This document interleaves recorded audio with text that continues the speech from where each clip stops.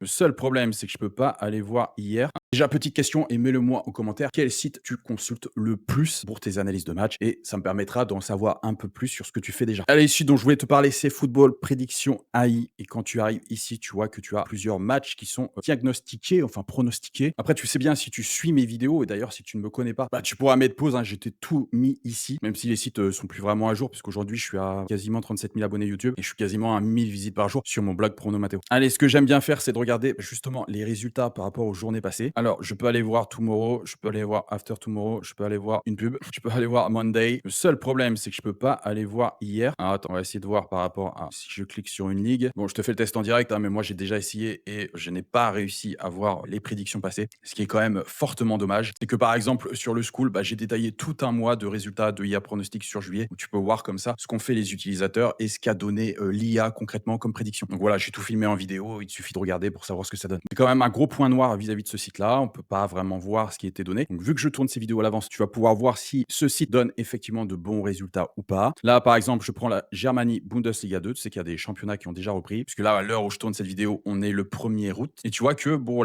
tous les matchs, j'ai une prédiction. Donc là, nul, là, un X, c'est-à-dire équipe à domicile ou nul, etc., etc. Donc ce qui est plutôt pas mal, c'est qu'il te met les meilleures et les plus mauvaises équipes. Attention, c'est basé sur le championnat de l'année dernière, mais ça te donne déjà quand même une idée. Pareil, les meilleures et les plus mauvaises équipes pour les draws, c'est-à-dire pour les égalités. Donc ici, les équipes qui font le plus d'égalités, ici, celles qui font le moins d'égalités. Et tu as ça pour énormément de statistiques. Donc ça, déjà, c'est un bon point, parce qu'effectivement, ça t'en donne un peu plus sur les différentes statistiques de cette ligue.